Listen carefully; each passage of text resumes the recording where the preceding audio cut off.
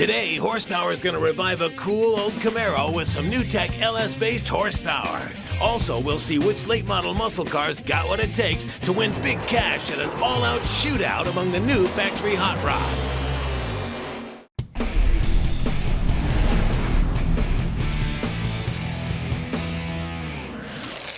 Welcome to the shop and a serious dose of horsepower how-to. Today we brought in a '69 Camaro that has had its nose stuck in the corner for more than 10 years.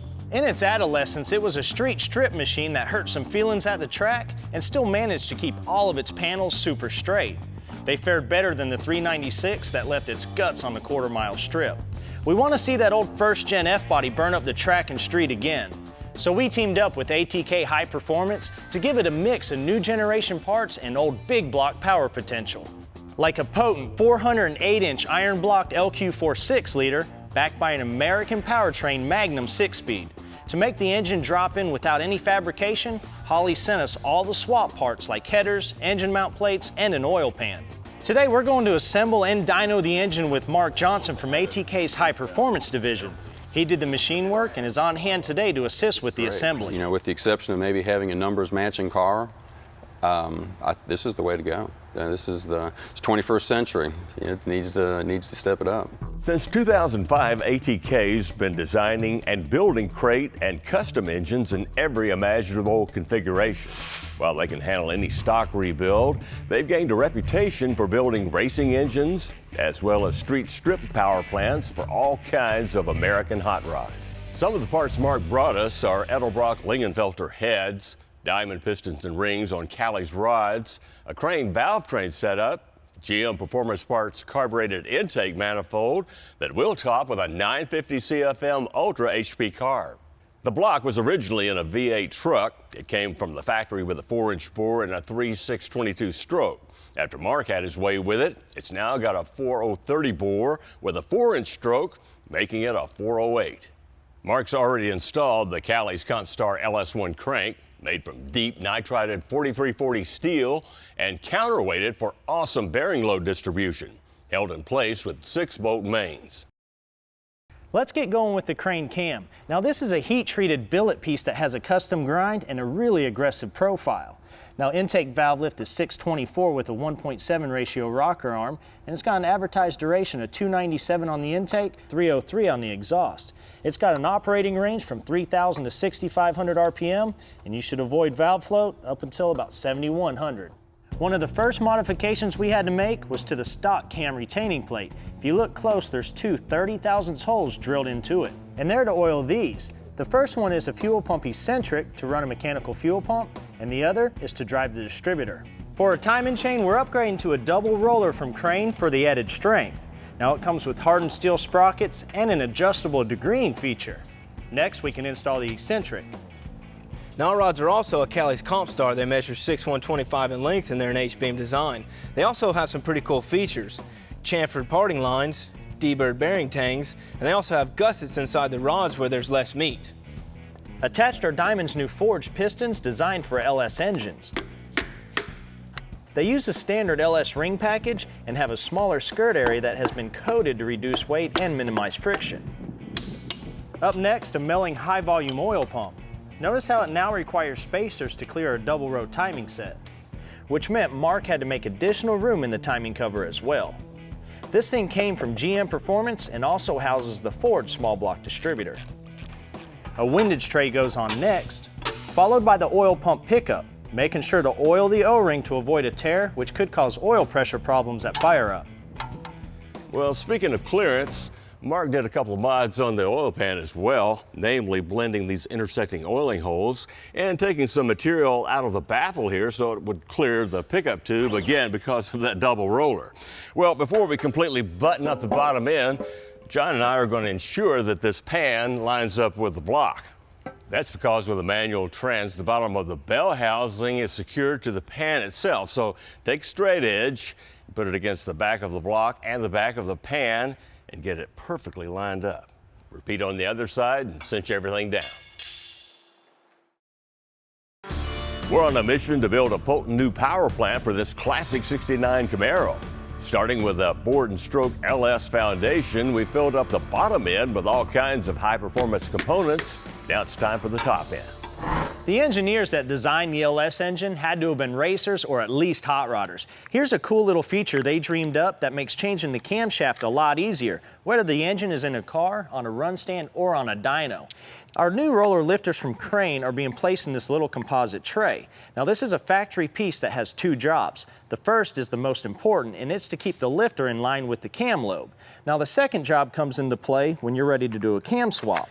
What you'll have to do is remove your rocker arm, your push rod, and rotate the engine. That'll capture the lifters in this tray and allow you to pull the camshaft out of the front of the motor without catching any lifters on the cam lobes, and you won't even have to remove the cylinder heads. Now, Edelbrock and Lingenfelter actually teamed up to design the ultimate LS1, LS2 cylinder head. Now, ours come completely CNC machined with 203 intake runners, 78cc exhaust.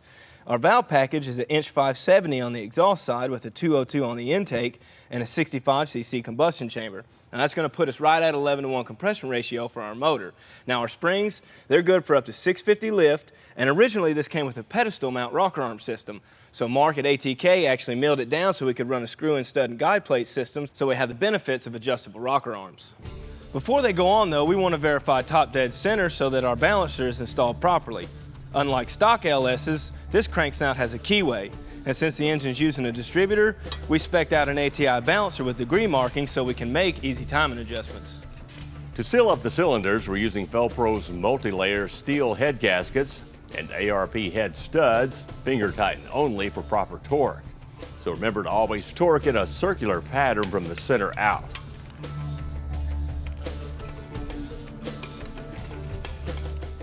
Next, we drop in the stock lifter valley cover and bolt up the steam vent hose. When you assemble an engine with mixed parts, you have to wait until the heads are installed to measure and determine the pushrod length. To save time, ATK measured and determined hours in advance, so we're dropping them in. The rocker arms are Crane Cam's Gold Series and a 1:8 ratio. They're designed for LS engines and have needle bearings in the trunnion so they won't affect engines with knock sensors. They can handle up to 700 pounds of open spring pressure and have heat-treated steel roller tips. The 1.8 ratio is going to open the valve faster, farther, and for a longer period of time. Pace Performance sent us the intake manifold for our 408. It's a GM Performance single plane that houses any 4150 style carb. We don't have time to show all the machining ATK did, but we will share Mark's advice for a successful build. A lot of times you change one part and it changes 3 parts. So it's just a matter of, people say do your homework. Well, a lot of people don't know where to get the book to do the homework. The most important thing is to find a good, reliable source of information so that you can base, your part selection on your application, what you want to achieve. And like that stone cold teacher we all had once, the dyno is unforgiving. While our 69 SS patiently awaits a race-ready LQ4 6-liter, we're close to finding out what our parts combo is going to kick out, including Holley's new Ultra HP 950 CFM designed for the strip with a hard coat anodized finish that they call hardcore gray. There are a few LS-specific needs we must attend to.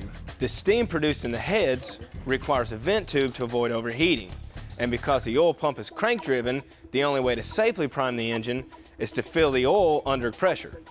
Goodson's pressurized pre-lube oiler does just that. Loaded with Royal Purple 530 weight synthetic oil and 70 pounds of air, That's plenty. the oil is forced into every critical component. Starting a dry LS engine to prime can cost you 80% of your bearing life within seconds or worse. With E3s all around and race fuel in the tank, let's see how we did. No fire. Were we sure that box was compatible with this distributor?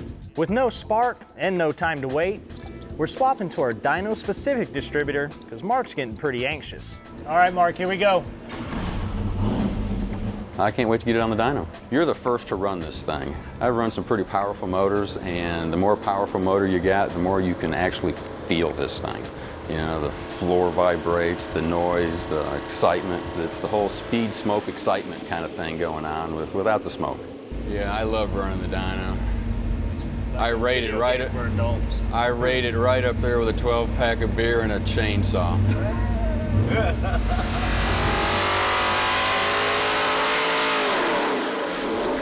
541 horse, 502 foot-pounds at 5,100. Makes over 411 foot-pounds from 2,500 on. Man, that's torquey. That's good torque. And we're just going to give these valves a little spot check after that first pull. Just make sure everything's going good. Don't need any surprises today. Say we're good. Cool. Our backup run mimicked the first. With the initial timing at 33, we're going to kick it up a bit. Oh yeah, we're making some power now. It's coming up. 565, 519. What's timing at? That was probably about 34 degrees. Oh, nice. Got more in it. We got a little bit of room to play with that. We're going all the way to 36 and a half. 546, 501. Didn't like the timing change. Didn't like the timing whatsoever. We're adding a 1-inch 4-hole spacer to increase the volume of air and give the fuel and air charge a better path to the runners. And then knock the timing down a bit. I think we'll hit that 575 for sure.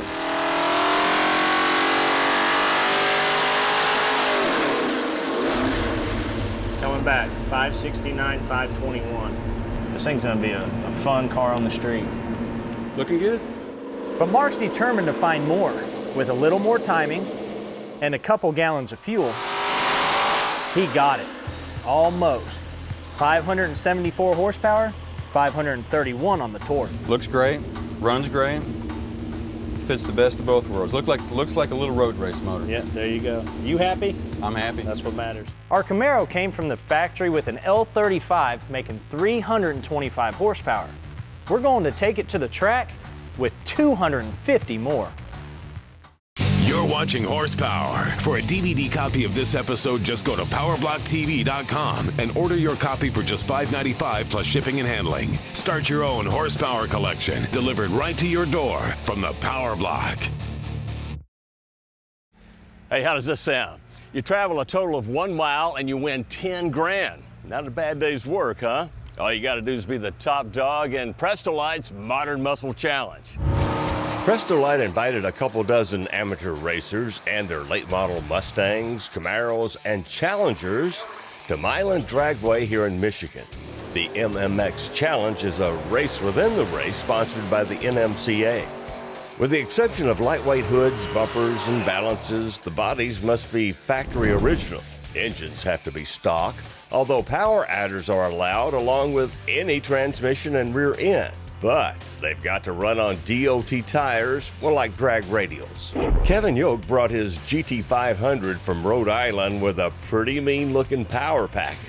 They come factory with a supercharger, so the easiest thing to do is to bolt on an aftermarket supercharger. And with that supercharger, you can get 1,000 horsepower to the wheels without too much effort, as long as you have the other stuff to support it. This true street type event is all about consistency. So that 30-mile drive and then the 3 passes right in a row, you don't have any chance for error. Mark Carlisle brought a 2010 Camaro from his hometown, Columbus, Ohio. It's basically a stock motor with twin turbos and an intercooler, and not really a whole lot else done to it. Rules stipulate you have to use at least one Prestolite product. And I also have some of their Excel spark plugs. It's a nice silver tip plug, so we started using them here this year. Prestolites jumped onto this modern muscle car scene with a passion. The key thing here for us was to develop product, and we developed and launched over 100 new parts for these 3 modern muscle cars. MMX cars out here in front first. The first car, MMX car, can go all the way out to the front. The day starts with a driver's meeting where NMCA officials explain the rules, which are much like their True Street class. If you're not there when we're ready to go, we leave you. So make sure you're ready to go in 20 minutes outside. The mandatory 30-mile drive is through bumpy back roads, then onto a 4-lane concrete slab before heading back to the ultimate strip test. From the country lanes straight to the staging lanes, and here we find one of the few Challenger owners with a simple strategy for his totally stock Hemi. A little bit of luck and a little bit of timing. Well, how you good on this tree, you think? It's a pro tree. I'm used to a pro tree, so that's not too bad. I like that. Each driver gets 3 qualifying runs. The ETs are averaged, and the top Mustang, Camaro, and Challenger, plus a wild card, make up the final 4. During the day, Robert Fortin and his Shelby GT500 dropped some jaws and a few hopes with runs in the high 8s. The French-Canadian's engine has 2 massive turbos, and it's all backed by a T400 and a 9-inch rear end with 369 gears. However, he made a cam change before the trip and only got 2 test runs the night before. I think I've done 1 run, and I was quite happy with it, but it was a very low boost just to see how it feels with those tires. And then I went to the second round to make a second test, and the battery got dead. It's amazing. We've got a field full of cars anywhere from 12-second street cars to 9-second cars and even some 8-second cars that can be street driven, can be in the staging lanes and really perform with our products. Carlisle and his Camaro and Hibbs made the Final 4 and were paired against each other for the first semifinal run. It was Carlisle's race all the way from the start to the finish line. Will Carroll in the Red Pony was the wild card, and while he beat Sportin off the line, the Canadian easily chased him down on the way to an 882 ET win. I wanted to make sure that I was not going to overspin the tires and to do the run complete to the end. So I start slowly, and I'm picking up more, so 890s is pretty good at this stage. So how does Carlisle feel about facing Fortin in the finals? I think I heard somebody else say it's like bringing a knife to a gunfight. It's going to be fun. Very, very happy to be here, and hopefully we can win this. Carlisle cuts a better light, but not enough for the turbo Mustang that's spooled up to run an 890 at 156 miles an hour. $1,000 goes to each runner-up, while one proud Canadian heads home $10,000 richer, all thanks to an 8-second Mustang with a factory engine and a company with a commitment to modern muscle.